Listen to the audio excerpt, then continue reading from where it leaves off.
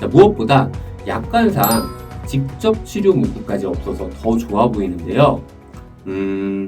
만약 간병인 보험을 이런 이유로 가입하셨다면 오늘 좀 혼란스러우실 수도 있을 것 같아요. 이 부분 때문에 사실 이제 정말 많이 고민을 좀 했는데요. 아마 이 영상이 이제 오픈이 되면 기존에 가입했던 고객분들부터 설계사분들까지도 머리가 좀 아프실 거라 생각이 되는데요. 사실 이제 좋은 부분만 좀 얘기 드리면 보험 가입하시는데 좀 고민이 좀 없으시잖아요. 그런데 굳이 이런 얘기를 드려서 가입을 결정하신 분들을 또다시 이제 고민하게 만드는 거예요. 과연 이게 맞을까? 굳이 이제 긁어부스럼을 만들 필요가 있을까?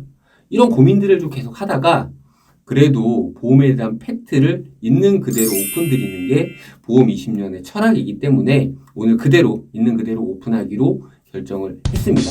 자, 그래서 오늘은 더더욱 영상 끝까지 보시고 간병인 보험에 대한 확실한 기준을 좀 잡아보시기 바랍니다. 자, 간병인 보험을 가입하면 보장받을 수 있는 대표적인 특약은 총 3가지가 있는데요. 자, 첫 번째는 간병인 사용 일당 요양병원 제외. 이 특약은 요양병원을 제외하고 병원에서 간병인을 사용했을 때 보장받는 특약이고요. 보통 15만 원에서 20만 원까지 가입이 가능합니다. 자, 두 번째는 간호간병 통합 서비스 특약인데요. 이 특약은 병원 자체적으로 전문 간호사가 24시간 간병해주는 서비스가 있는데요. 그 서비스를 이용하면 보장을 해주는 형태예요. 보험사 공통 7만 원씩 가입이 가능합니다. 세 번째, 마지막 요양병원에서 간병인을 사용하면 보장받는 특약인데요. 이 특약은 보험사에 따라 5만 원에서 6만 원까지 이제 가입을 하실 수가 있습니다. 이렇게 총 3가지가 있는데요. 그럼 이 특약을 어떤 회사로 가입하는 게 가장 유리할까요? 그래서 바로 기준을 좀 정하셔야 돼요. 자, 보험 20년에서 정한 간병인 보험 가입 기준은 바로 이겁니다. 첫 번째, 상품 경쟁력이 있는 회사, 즉 보장 한도와 보장 기간, 보장 기준을 비교하시고 유리한 회사를 선택하시면 됩니다. 현재 이제 보장 한도와 보장 기간은 간병인 사용 시 20만 원이 최대거든요. 그러면 보장 한도가 가장 높은 20만 원씩 보장되는 회사. 두 번째로는 요양병원. 요양병원을 가장 길게 보장받을 수 있는 회사가 현재는 365일까지 보장되는 회사입니다. 결국 365일까지 요양병원을 보장받으면서 보장 한도가 높은 B사가 현재 상품적으로는 가장 유리합니다. 두 번째, 간병인 보험은 약관을 기준으로 보장을 받으시기 때문에 약관이나 판례를 충분히 이해하시고 가입하시는 게 좋습니다. 그래서 오늘은 약관에 대한 얘기를 좀 더 심도 있게 드려볼 건데요. 영상 시작 때 제가 말씀드린 것처럼 오늘 주제는 좀 많이 어려운 내용이고 혼란스러운 내용까지 좀 있기 때문에 조금 더 집중해서 봐주시길 부탁드릴게요. 본 광고는 손해보험협회 광고심의 기준을 준수하였으며 유효기간은 심의일로부터 1년입니다. 위에 비교 자료에서 보시는 것처럼 C사, D사, G사의 경우에는 직접 치료 목적이라는 약관을 사용하고 있고요. A사, E사, F사의 경우에는 질병의 치료 목적이라고 적혀 있어요. B사의 경우에는 직접 치료 목적이라는 문구가 없거든요. 결국 간병인 보험 약관을 이렇게만 비교를 해보면 직접 치료 문구가 없는지 있는지가 좀 핵심인데요.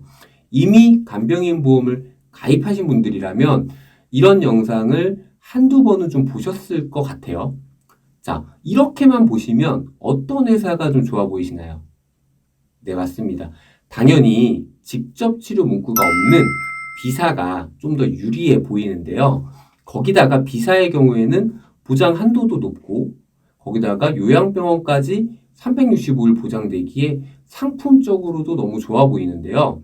거기다 마지막으로 약관에 직접 치료 문구까지 없다라는 거예요.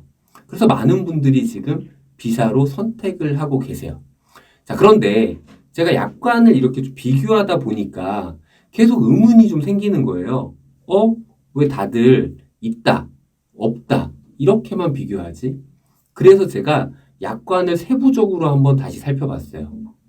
자, 보이시나요? 자, 비사의 경우에 직접 치료 문구는 없어요. 하지만 직접 결과라는 말을 사용하고 있는데요.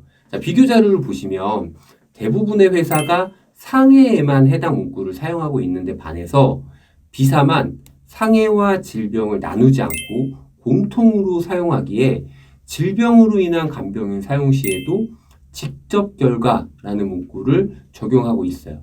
자, 이게 실무에서 어떻게 작용할지 저 역시도 이제 장담은 할 수 없지만 분명한 건 문구가 없다고만 생각하시고 가입하신 고객분 입장에서는 좀 당황스러운 부분인데요.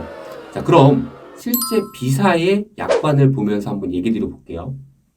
약관 내용을 보면 자, 보험금 지급 사유에 보험 기간 중 질병 또는 상해의 직접 결과로서 생활 기능 및 업무 능력에 지장을 가져와 요양병원을 제외한 의료기관에 입원하여 치료를 받으며 라고 이제 되어 있는데요. 약관을 보다 보니까 직접 결과 문구 말고 한 가지 문구가 더 눈에 띄는데요. 바로 생활 기능 및 업무 능력의 지장이라는 문구예요. 이 약관을 보고 나니까 할수록 이제 궁금증이 좀 생기는 거예요. 이 문구는 좀 어떻게 받아들여야 되지? 다른 회사들은 이런 문구가 있을까? 그래서 제가 간병인 회사들 약관 문구를 다 이제 분석을 하다 보니까 최종적으로는 세 가지 문구가 핵심이더라고요. 첫 번째는 직접 치료 목적 문구, 두 번째는 직접 결과 문구, 세 번째는 생활 기능 및 업무 능력 지장 문구. 이렇게 이제 세 가지인데요. 그래서 현재 판매하고 있는 회사들은 어떤 문구를 사용하고 있는지 보험 20년에서 한번 꼼꼼하게 분석을 해봤습니다. 자, 최종 D사를 제외한 대부분의 회사가 상해로 인한 간병인 사용 시에는 직접 결과라는 문구가 있었고요. C사와 G사를 제외한 대부분의 회사가 생활 기능 및 업무 능력 지장이라는 문구가 들어가 있었습니다. 그런데 한 가지 좀 특이한 거는 유일하게 B사만 질병으로 인한 간병인 사용 시에도 직접 결과 문구와 생활 기능 및 업무 능력 지장이라는 문구가 들어가 있다는 거예요. 약관상 가장 유리하다라고 생각했던 B사가 오히려 타사의 업무 문구가 들어가 있다는 게 사실 오늘 영상의 핵심이거든요. 자, B사의 경우 비교 자료에 있는 회사 중 유일하게 상해와 질병 약관을 함께 사용하고 있어요. 그렇기에 질병의 경우에도 생활 기능 및 업무 능력 지장이라는 문구가 적용된다는 거예요. 자, 여기까지 보시니까 좀 어떠신가요? 네, 이런 내용을 모르고 가입하셨다면 많이 좀 당황스러울 수 있는 부분인데요. 자, 이제부터 그럼 더욱 중요한 핵심 내용. 자, 바로 이 문구들이 어떤 의미가 있을지 한번 알아보고 제 의견도 한번 드려볼게요. 자, 그 전에 지금까지 얘기 드린 부분이 있는 그대로 가감없이 만들어진 자료라는 걸 저희가 보여드리기 위해서 상담 신청을 남겨주신 분들 전부 저희가 지금까지 보고 계신 비교 자료부터 약간 모음집까지 다 드리고 있으니까요. 확실하게 좀 더 간병인 보험 가입을 원하시는 분들은 아래 상담 신청 남겨주시길 부탁드릴게요. 자, 그럼 지금부터 직접 치료, 직접 결과, 생활 기능 및 업무 능력 지장 이 세 가지 문구가 어떤 의미가 있는지 함께 고민해 보도록 할게요. 자, 먼저 직접 치료 목적 문구부터 한번 살펴볼 텐데요. 자, 간병인 보험의 직접 치료 목적의 문구가 어떤 의미인지에 대한 근거로 암 직접 치료에 대한 금융감독원의 보도자료를 인용하는 경우가 좀 많거든요. 저는 항상 좀 의아하더라고요. 과연 암 직접 치료와 질병 직접 치료를 동일선상에서 놓고 비교하는 게 과연 맞을까? 일단은 암 직접 치료에 대해 금융감독원이 2018년 9월에 발표한 암보험 약관 개선 보도 자료를 보면서 한번 내용을 말씀드려 볼게요.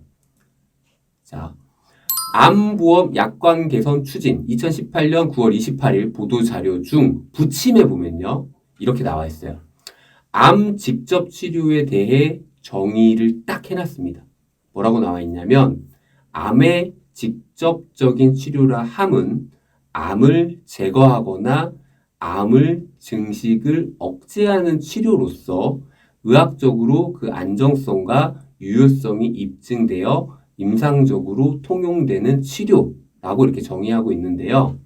다시 말해서 암으로 수술하거나 항암 약물이나 항암 방사선 치료는 암 직접 치료에 해당한다라고 이렇게 보시면 돼요. 조금 밑에 보시면 암 직접 치료에 포함되지 않는 사항들도 있는데요. 바로 면역력 강화 치료나 암 치료로 인해 발생한 후유증이나 합병증의 치료라고 적혀 있어요. 네, 맞아요. 바로 이 부분 때문에 간병인 보험에 직접 치료 문구가 있는 곳은 합병증이나 후유증에 대한 보장을 못 받을 수도 있다. 그래서 이왕이면 이 문구가 없는 곳이 좋다고 이제 다들 얘기하고 있는 건데요. 자, 분명한 건 금융감독원의 보도 자료는 분명 암 입원 보험금에 대해서 얘기하고 있고요.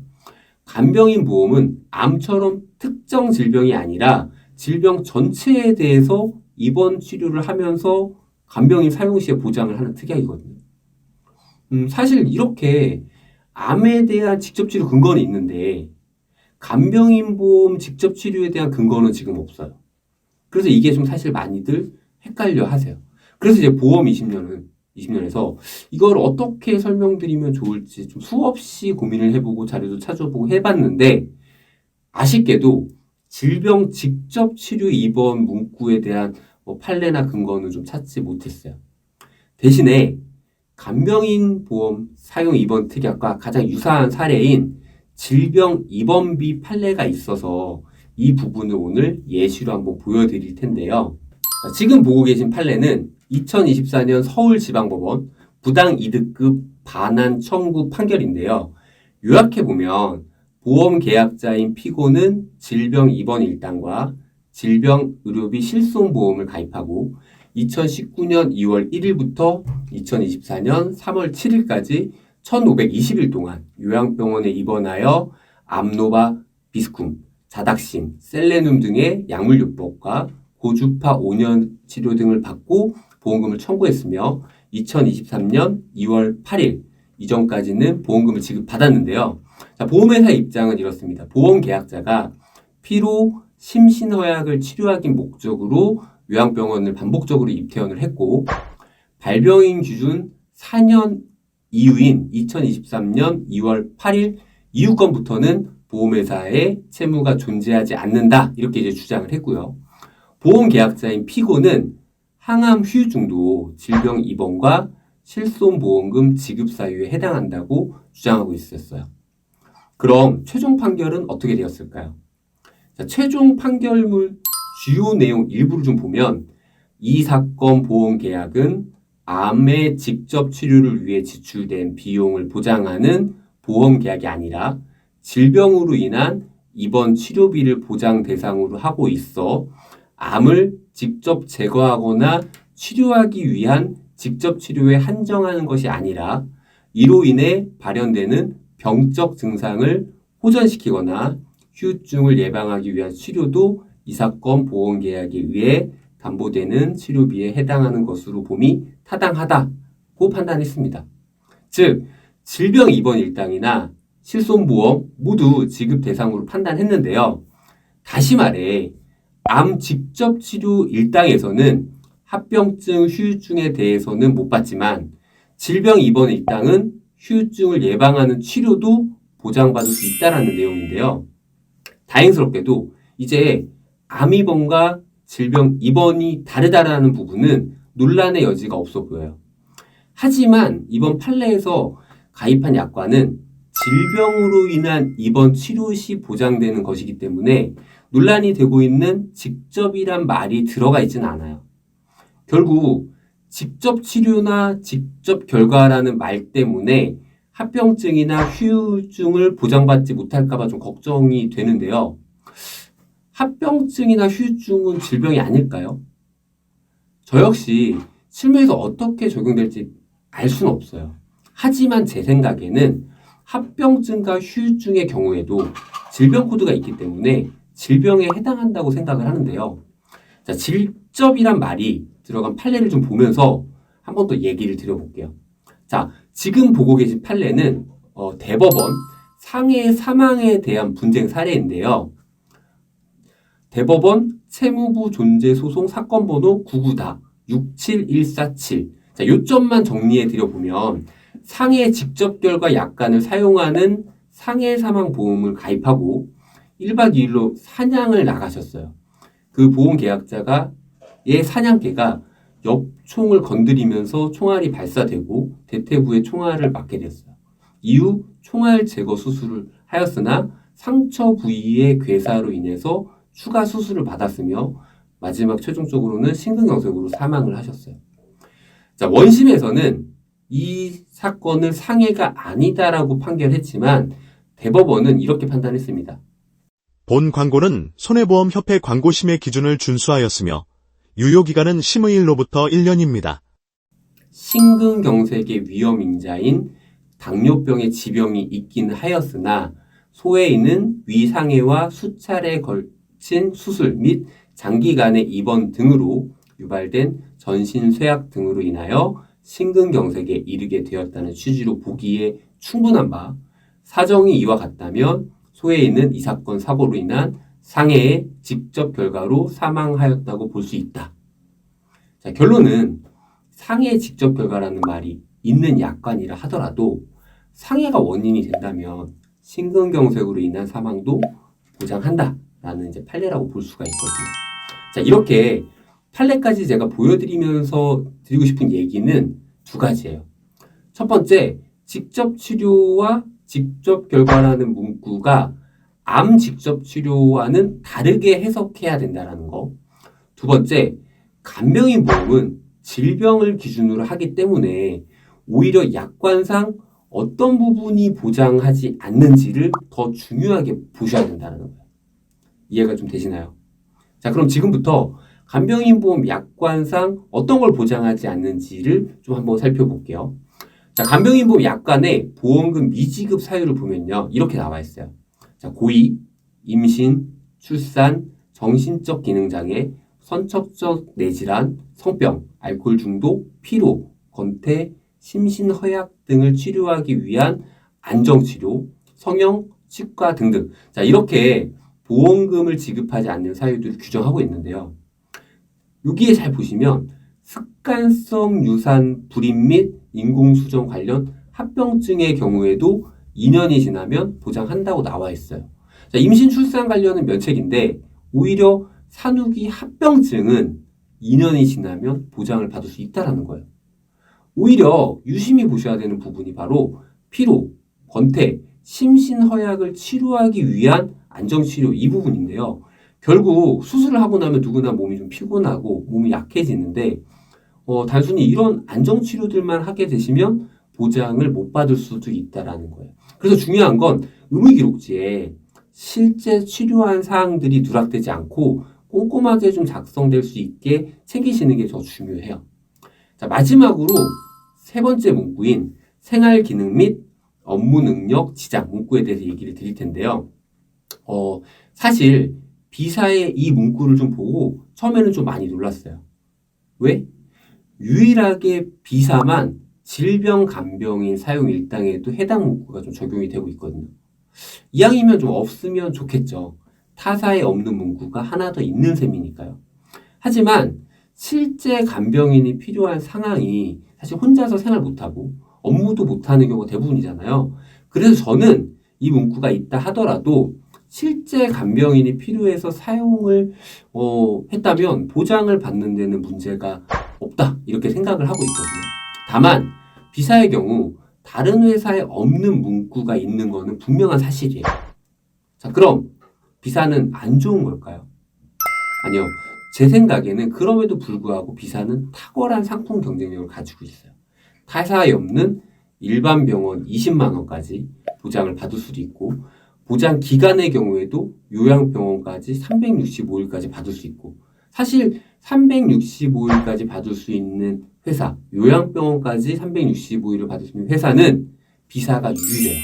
그래서 저는 상담을 할 때 비사를 좀 메인으로 놓고 고객님의 성향과 상황에 따라서 좀 다르게 제안을 드리고 있어요. 이해하시기 쉽게 보장 한도가 높은 3개 회사의 보험료를 보면서 한번 설명을 드려볼게요. 자, 보시는 것처럼 일반 병원 15만 원, 간호통합 서비스 7만 원, 요양병원 5에서 6만 원 설계 시에 55세 남자분의 경우에 100세 만기 20년 납 1급 기준으로 설계하면 비사가 52,176원으로 가장 저렴해요. 자, 보장 한도도 높고 보험료까지 제일 저렴하기 때문에 이런 경우에는 고민할 필요가 없어요. 다만 55세 여성분의 경우를 보면 제일 저렴한 보험사가 A사로 51,900원이고요. 제일 비싼 보험사가 B사 61,357원이에요. 여기에 비해서는 오히려 한 만원가량 저렴하고요. B사에 비해서도 A사가 대략 한 7,000원 정도 저렴해요. 그래서 이런 경우는 선택을 하셔야 된다는 거예요. 요양병원을 180일 이후 보장이 되는 B사, 보험료가 저렴한 A사, 즉 보장이 좋은 회사를 할지 보험료가 저렴한 회사를 할지를 선택해서 가입하시면 된다는 거예요. 자, 선택이 어려우신 분들은 상담 신청 남겨주시면 쉽고 빠르게 저희가 도움을 드리도록 하겠습니다. 자, 그런데 굳이 B사를 선택할 필요가 없는 경우도 있는데요. 첫 번째는 병력이 있는 분. B사 이제 간편보험의 경우에는 5년 내에 입원 수술이 있다면 요양병원 182일 이후 보장 한도가 6만 원이 아니라 3만 원까지밖에 가입이 안 돼요. 그리고 60세가 넘으신 분들의 경우에는 그마저도 만 원밖에 가입이 안 되기에 이런 경우에는 굳이 B사를 고집할 필요 없이 저렴한 회사로 그냥 가시는 게 좋아요. 두 번째는 나이가 70세 이상 고령이신 분들. 자, 이런 분들의 경우에는 요양병원 181일 이후 가입 한도가 최대 3만 원까지만 가입이 가능하고요. 5년 내에 입원 수술이 혹시 있다면 만 원까지밖에 가입이 안 되기 때문에 70세가 넘어가신 분들은 간병인을 차라리 회사에서 보내주는 간병인 지원보험으로 가입하시거나 요양병원을 180일까지 전 연령 동일 한도로 보장해주는 회사로 가입하시는 거 저희가 추천드리고 있어요. 보험에 100% 완벽한 정답은 없어요. 그냥 있는 그대로 솔직하게 얘기 드리고 한 분 한 분 상황에 맞춰서 가장 유리한 상품을 저희가 찾아드리는 게 보험 20년의 역할이라고 저희가 생각하고 있습니다. 자, 간병인 보험 가입을 원하시는 분들은 아래에 상담 신청 좀 부탁드리고요. 오늘 준비한 영상은 여기까지입니다. 도움이 되셨다면 구독, 좋아요 부탁드립니다. 감사합니다. 본 광고는 손해보험협회 광고심의 기준을 준수하였으며 유효기간은 심의일로부터 1년입니다.